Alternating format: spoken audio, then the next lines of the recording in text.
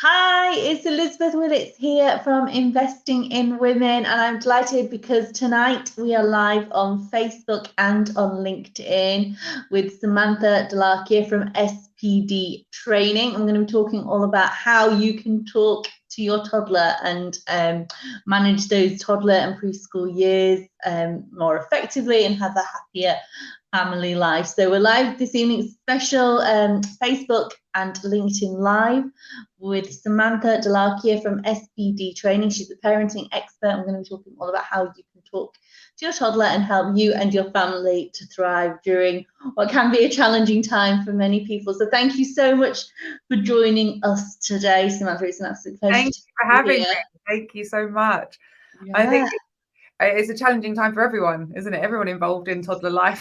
Gosh, yes, I know, because we were just chatting before, just before we got on. I've had an accident this evening. I was telling Samantha, my toddler's been potty training her. It's not going particularly to plan, and she weed in her high chest. So I'm definitely in the midst of toddler training and talking to toddlers. So before we talk about some strategies about how you can look after your toddler and help them to thrive and help, I suppose, look after yourself as well, do you want to tell people a little about who you are and what you do?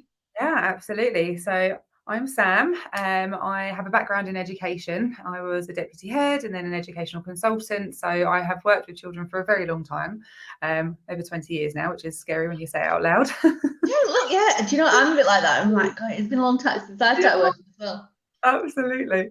So I started in the early years. I started as a nursery practitioner, and I was then a Montessori teacher, and I kind of did a whole 360 loop back round.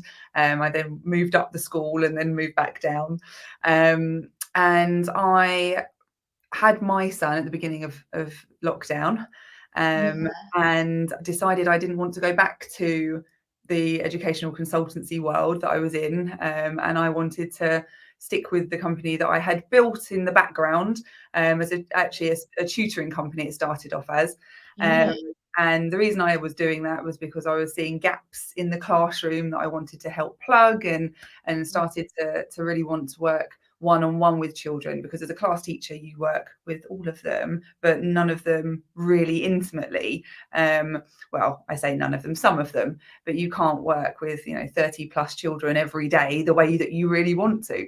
So that's why I set the company up initially, and it was really the first shift for me was noticing that it was actually not a lack of ability that I was seeing in children, it was a lack of confidence.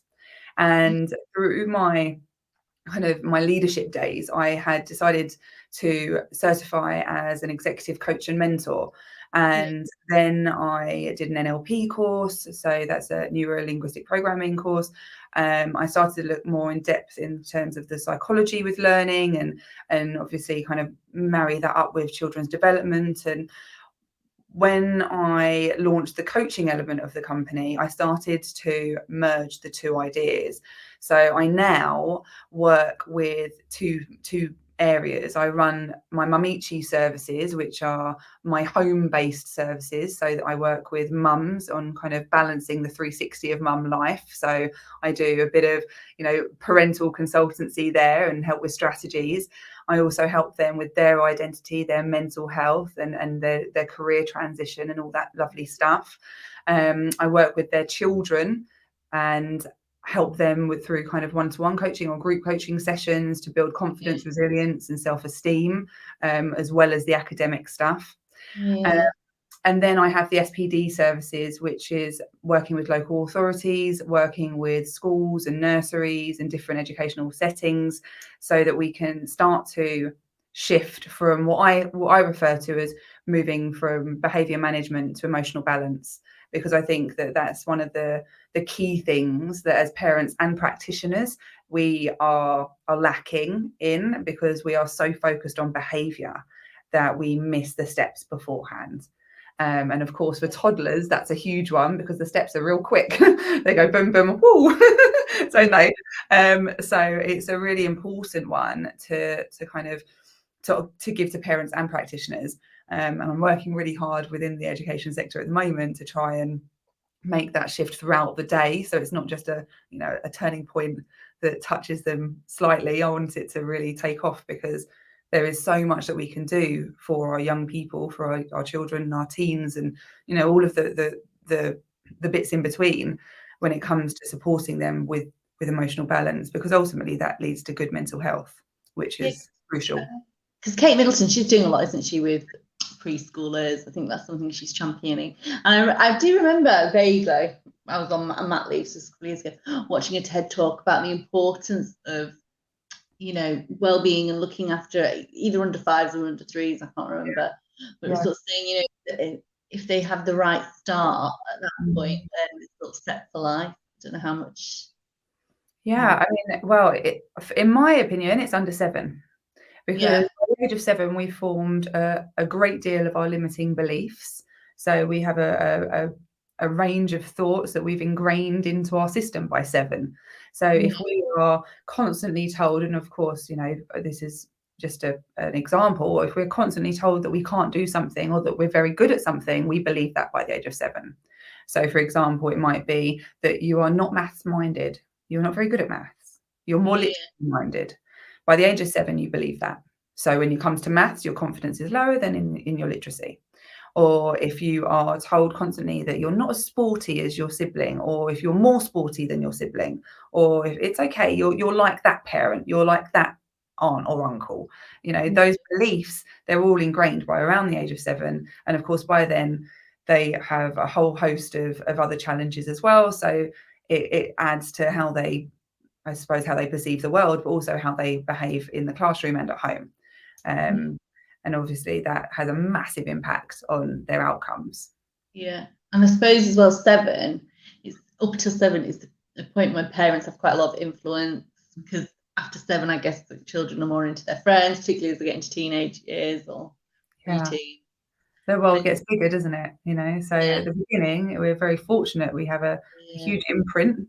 But after 7, kind of 8, 9, 10, it gets wider, and they start to have a lot more influence on each other, which sometimes a good thing and sometimes not so much. Do the friends beforehand. So I suppose, what is the definition of a toddler? Actually, that would be. So in terms of a toddler, it's split. So I tend to work with 12 to 18 months, and then 18 months to 2.5. But really the toddler stage and the brain development of being a toddler is can be anywhere up to kind of 3, 4. It depends on the processing and how they work through that time. But mostly it finishes around 3, 3.5. And then they start to come out of that phase or that stage. Okay, so it's up 18 months to about 3.5. So we were just chatting before we got on the call, and you were sort of saying that there's differences in the brain. There's not so much differences between, I guess, an older child and an adult's brain, but a toddler brain is different. So what is different about a toddler brain? So there are 3 main parts of the brain when it comes to emotional, like self-regulation. So that's balancing your feelings. And of course, there are also, the elements of logical thinking. So that kind of takes place in a part of the brain called the limbic system. And we've got three core areas there. We've got the prefrontal cortex, the hippocampus, and we've got the amygdala. Now, as our brains develop, so kind of from birth all the way up, that has a huge jump in those early years. So our brain is firing they're firing at a crazy rate at the very beginning. We've got so much happening there. And then as we get older, that lessens. But those toddler years, the brain is really going through what I always refer to as a bit of a rewire, because they have got the amygdala in place, which is the fight, flight, or freeze response. And that's the oldest part of the brain. When I work with children, I refer to it as Amy, the amygdala. And Amy is there for one purpose, and that is to keep us safe. She's the superhero of the brain. And sometimes she gets it wrong, sometimes she doesn't, but she works fundamentally on what she perceives as a threat. So we have that aspect of the brain. And then when Amy takes takes charge if she finds there's a threat. And I always talk about kind of levels of stress, stress levels and responses. When that gets to a certain level, Amy takes over.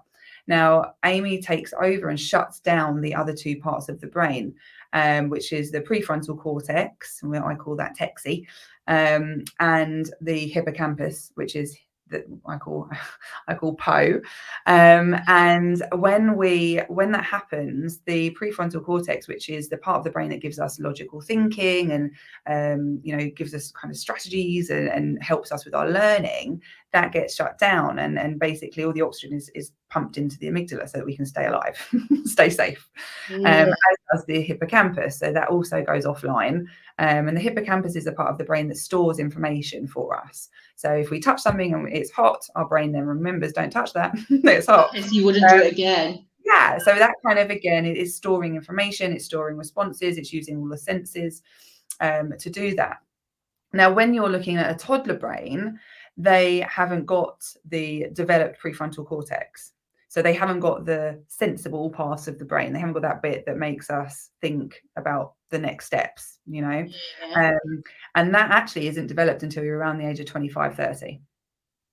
So that is not fully developed for a very long time. So when we were talking about, you think teenagers sometimes, I mean, this is they look but they do things that are sometimes quite reckless as well, like a toddler in a different way.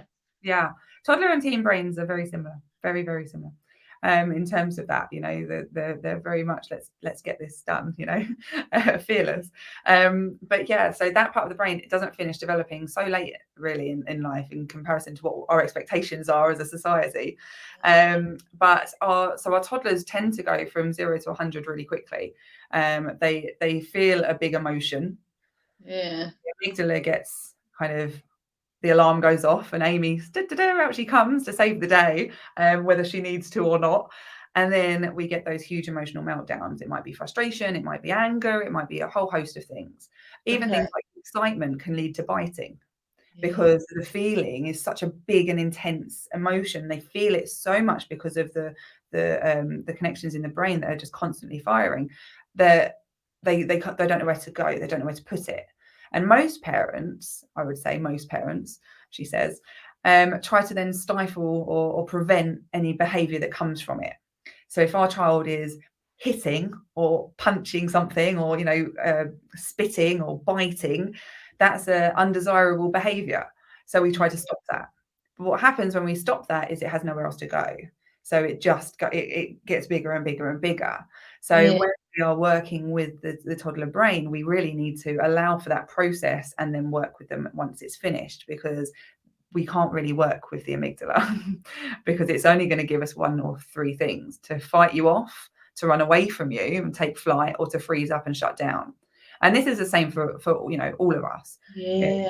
If you think, an example for adults is road rage. We are often a little trigger in the car and out comes the amygdala and it all kind of overflows, doesn't it? And often we kind of find that people in the car have that response, and it's because there's it's an out. So really, when we're working with children, we want to offer an out, and what I always refer to it as a positive out, because it's not the behavior that's the problem, it's the outcome. If a child is biting something, it's only a problem if it's somebody or something that feels pain. If is biting something that doesn't feel pain, it's just a positive out. So it's not about changing necessarily the behavior, it's about changing the way that behavior is being perceived and felt. Brilliant. We've got so many comments already. Someone saying wow. I'm like, this is amazing.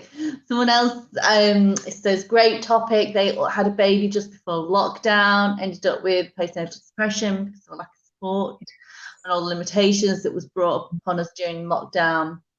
Now she has a freedom back. She struggles to socialize as a mother. She's stuck in the same rigid routine as she was during lockdown, just because she doesn't know any tips on how to get out of this vicious cycle, please. She wants a toddler to flourish and be a confident boy, not limit his possibilities.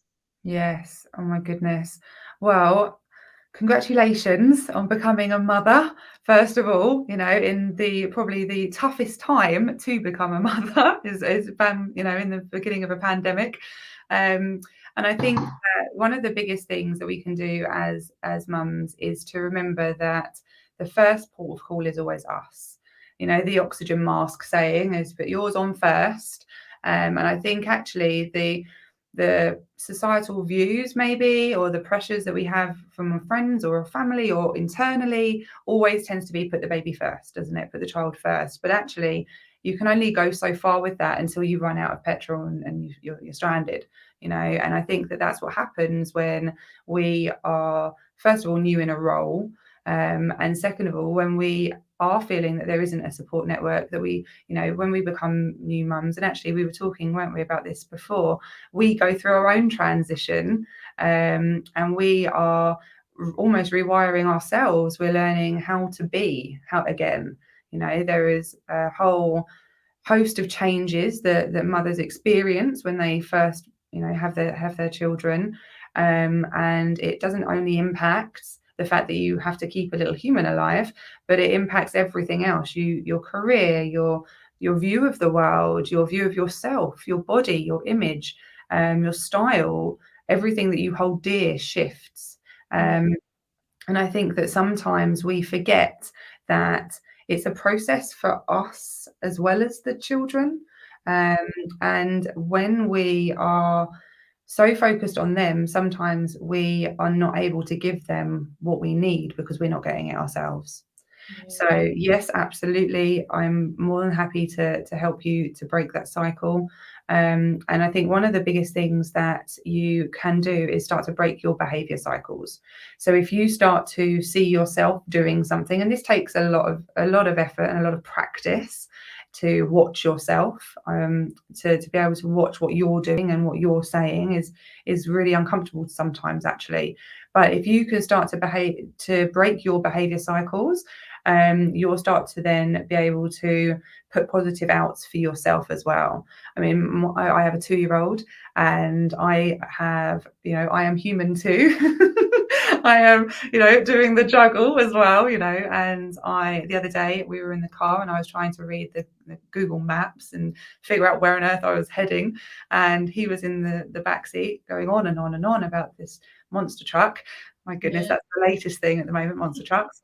And it got to the point and I just turned to him and I said, will you be quiet for a minute? Just please, Mummy's trying to think. And he leant forward and he said, Mummy's frustrated. And I thought, you know what? I am. A bigger behavior, break there. I absolutely burst out into laughter, and I said to him, "Yes, Mummy is really frustrated. If you could just stop for a minute, that would be great." And he thought it was hilarious. At which point he was laughing his head off. But I think sometimes it's okay to have those moments and to recognise it. If he hadn't said it, I would have said it afterwards. I would have said, "Sorry, Mummy is feeling a bit frustrated. This is why." And I think sometimes as parents we don't do that. We don't share our feelings because we don't want to upset them. We don't want them to think, that we aren't super, which we all are. we're managing to look after them. It's just winning in life, And I think that having those conversations is really useful with them. Really, really useful. So if you do feel in a rut and you do feel like you aren't able to get out of it, talk to them a little bit about it. I mean, you don't need to offload too much, but you can explain the process to them, because when they start to understand emotions, they start to be able to process their own. So if they see you angry, if they see you upset, if they see you going through the emotional roller coaster that is life, able to say, I'm really sorry, Mummy's feeling a bit sad at the moment. Let's do this and then we'll come back to whatever it is, or Mummy's feeling a bit frustrated right now. I'm going to go for a walk. Do you want to come for a walk with me? And try and include them. That's always really useful for making that shift. I hope actually this leads on to Eamon's question. They've asked, is there a way to teach toddlers to understand their feelings, or are they too young to really get it? Oh, no, they are absolutely not too young. You can absolutely teach them. They will see what you do and mimic it, of course. They are like little mirrors, aren't they? So using the language that goes with an emotion is really, really useful. The thing that I always suggest to parents as well is to talk about where you feel it. A lot of what I do in schools is to, first of all, locate a feeling and describe it. Children and adults that I work with as well, so many adults that I've coached don't have a clue where they feel anything or what it actually feels like. Yeah. If you think of an What do you mean emotion, you feel it in your body? yeah. So where do you feel it? You know, when I feel angry or frustrated, I feel it in my shoulders. I feel it in my shoulders. I get tense, you know, and that's how I feel it. If I'm anxious or nervous, it's always in my stomach. Some people feel it in their chests.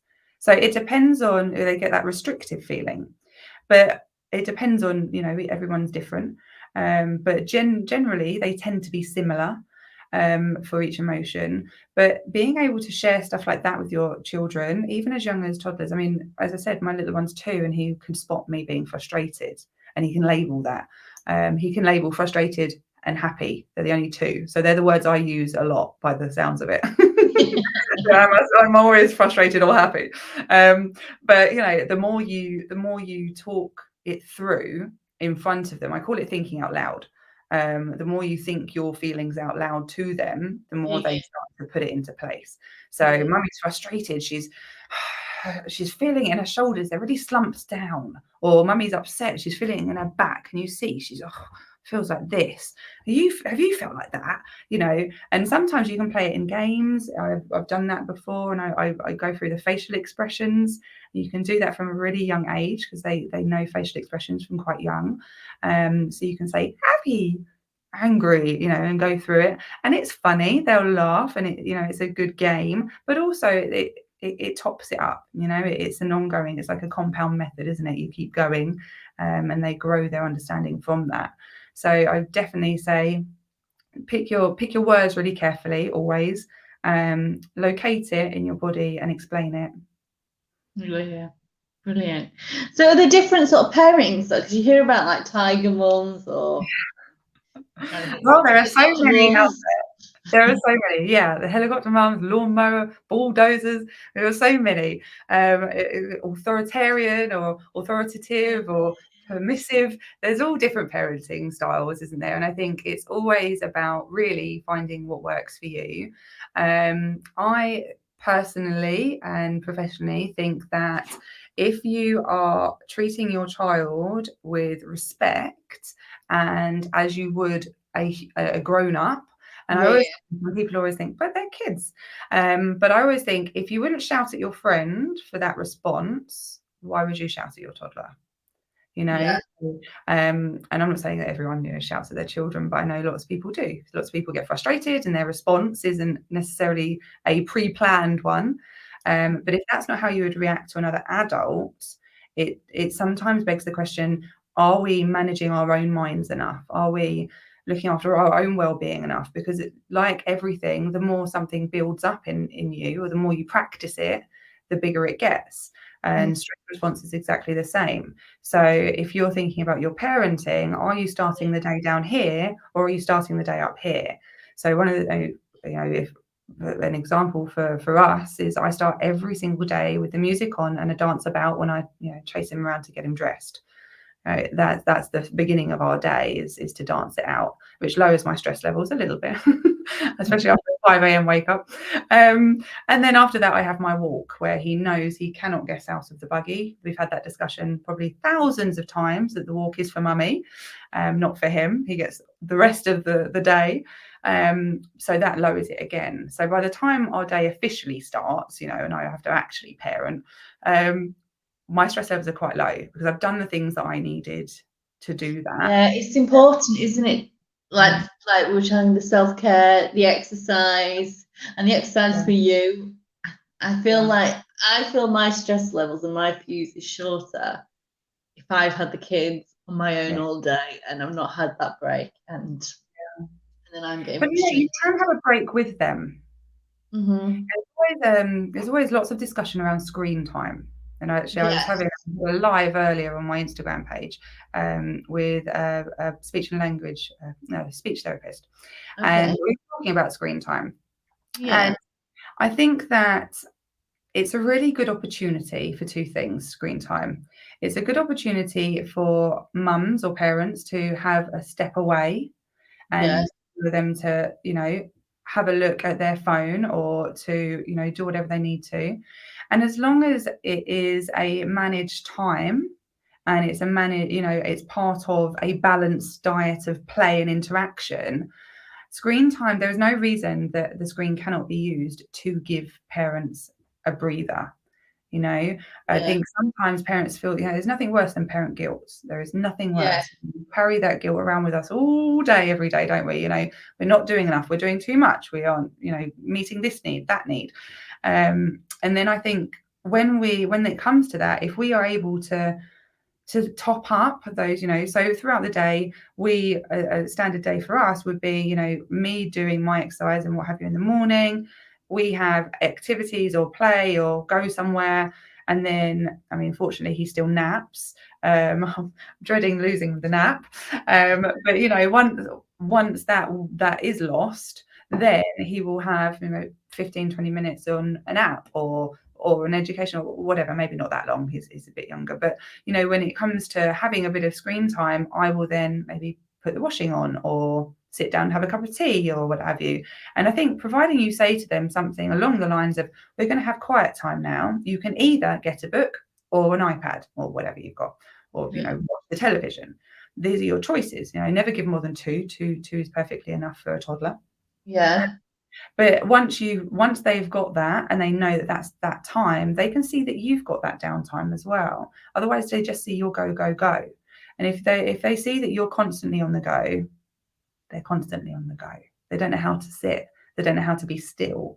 So I had a session earlier, and we were talking about stillness. And I'm quite an energetic person. I don't really do stillness very well.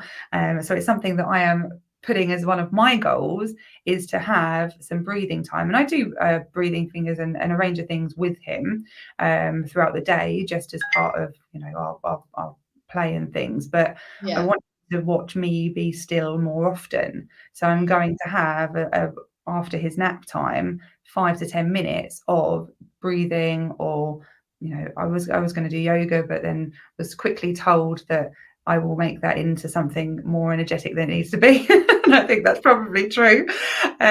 So finding something that works for you there tops you up. And as long as you keep topping up, and it doesn't have to be long, but those top ups throughout the day is really, really important. Topping up your cup, isn't it? So I shared an image actually earlier this week in the Facebook group of, you fill up a watering can with a hose, and then that watering can waters the garden. I say that if you sort of think of yourself as the watering can, you need to be filling yourself up, don't you? And if you leave, and I think it's so interesting, because if you leave the hose in, a watering can has an extra out, but if you leave a hose in a bucket, it all comes out the end. It all comes, it overflows, and it's what happens with our children. If you put so much in, this is like helicopter parents, and the parents that don't leave them to do things and explore themselves. If you are constantly putting in, it's going to start overflowing. They can't hold it. It's too much. They need to have their own experiences in order for it to work. They need to be able to apply the stuff that you're putting in. Brilliant. We've had some comments. I'll just make sure everyone has been covered. And someone says they tend to juggle with the time, juggling too many things. Sometimes feel they don't spend enough time with their little boy, and they're terrified this will affect his development. I think I feel that. I think a lot of people will be nodding, feeling that. It's the guilt, isn't it, that we've talked about. Someone else has said in their home country, we don't have a saying terrible twos or anything like that. They don't have the same. No, so I don't know where this person says, in my home country, we don't have this saying terrible twos or anything like it. I wonder which country. Yeah. Okay. Don't know. Haven't said. If you want to tell us which country, that would be good. Okay. Someone said, I think in relation to the person that said that they got postnatal depression from a lack of support during lockdown. Someone else has said, similar boat, 2 babies in one pandemic, finally done something by myself with 1 baby, travel to London. I think it's worth just getting out there. Once you do it once, it isn't as scary anymore. Sometimes it's bigger in our heads. Oh, Romania. Okay. Oh, yeah. Thank you. I think, I think it's really interesting, actually, and I think it is very cultural, because we all have, globally, we have different approaches for so many things, don't we? And Yeah. I think that when it comes to Britain and kind of the UK, I think that there has been a lot around, especially looking back historically, children shouldn't be heard, seen, not heard. And we think about, because I said so. You do it because I said so, because I'm the adult, and historically that has been a parenting approach, and I think that when you are looking at your toddlers or your children through that pair of, those goggles, those glasses, I think that you see the behavior very differently, and in countries where they don't have that ingrained culture of, well, I'm the adult and you're the child, I think that it's a very different approach to these stages, these developmental stages where the behavior is very different to other stages of, childhood.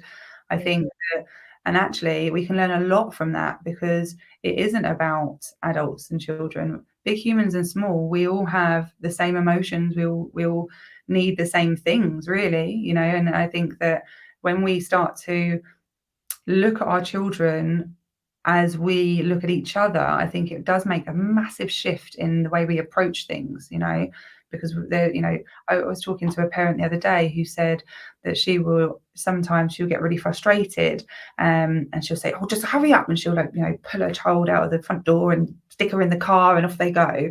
And she said, I'd never do that to a friend that was being slow. And we were talking about it, and she was like, I would never, and she was saying that, some of the things that we've been talking about and working on in her sessions, she's starting to feel so much calmer with her little one, because she's starting to realize that the behavior it's not personal, it's not aimed at her, it's just coming out. And I think that the concepts like the terrible twos or, the terrible twos do not help parenting those phases, because we've already got the preconceived idea that it's terrible, but actually it's completely natural. Yeah, brilliant. Someone else has said they love working out in front of their toddler. He always joins in with jumping jacks and downward dog. She still uses him as a weight when squatting. I love that. That's brilliant. Yeah, really good. I've got loads of questions, but I think we've covered them all. So I don't know if anyone's got any more questions that they want to ask Sam whilst we're here.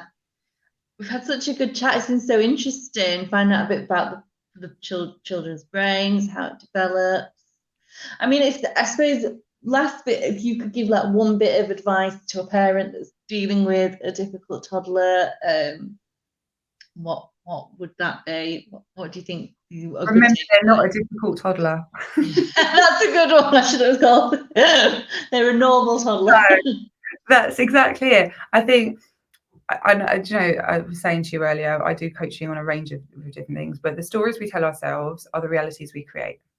And sometimes people think, what's she talking about? That's not, I haven't created that situation. But it only takes one person in a relationship to make a change, whether that's with your, husband, your wife, your partner, your children.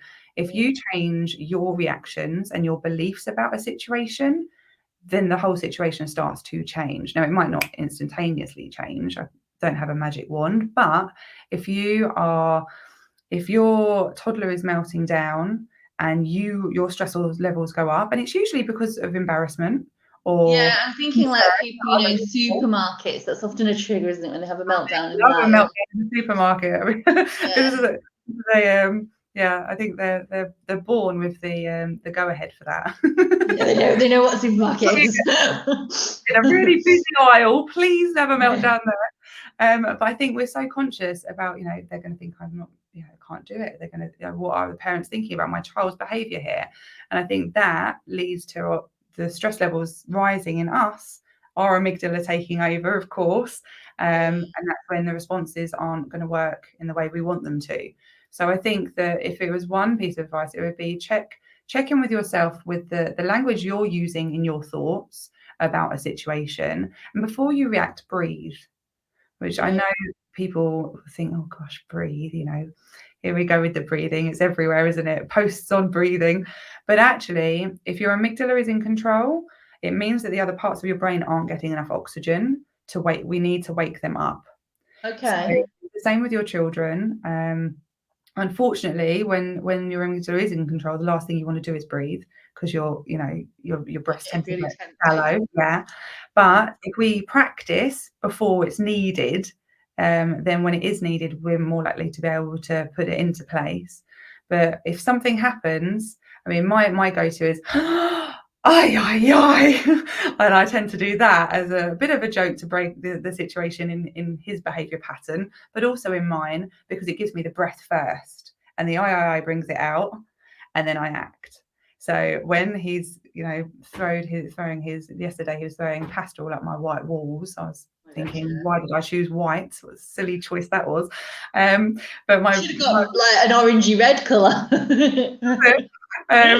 But that response really helped with me managing, because I know that would have been prime time for him having a meltdown after being told that wasn't ideal.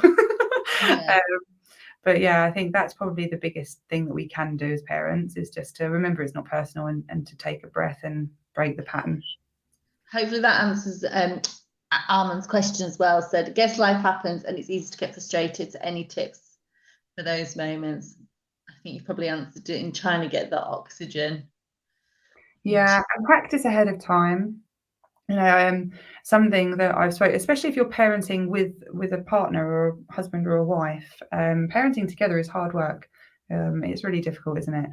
Because you all have different ideas about what parenting looks like. You've had different experiences, different ideas about the world around you. You will see it from your own eyes.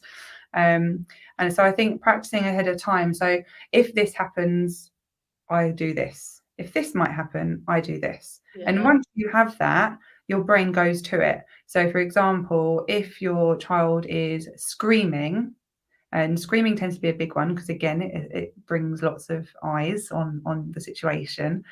So if your child is screaming, your response to that is, and it might be that you match their tone and bring it down. That's a good one, but sometimes parents shy away from that because you have to be a little bit loud yourself.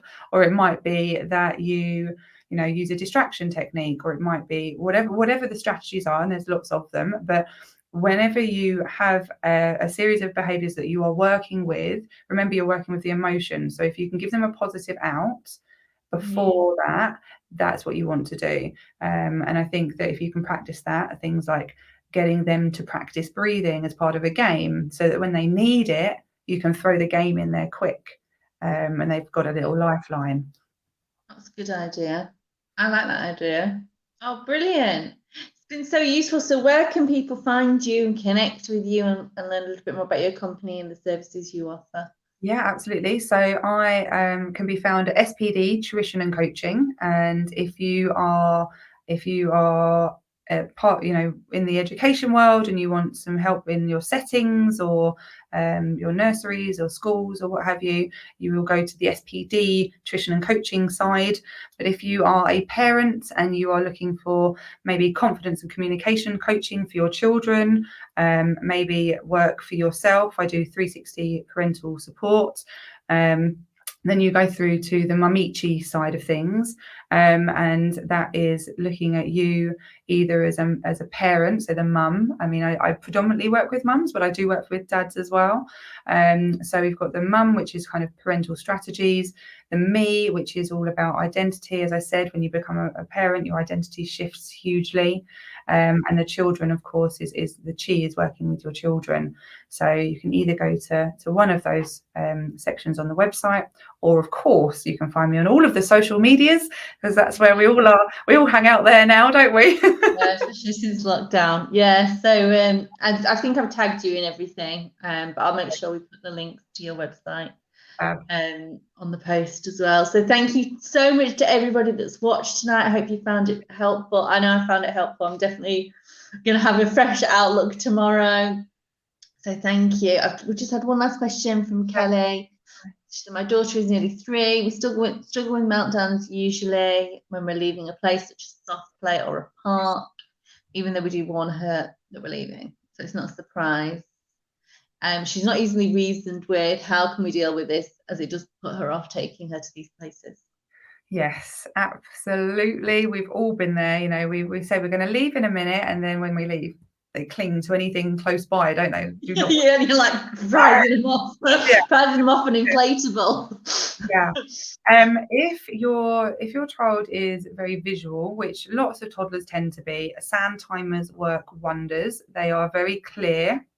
And you can use these all the way up to 7 as well, and beyond actually, but you know, really useful thing to have in your, you can get the little egg timer ones. Yeah, the egg timers.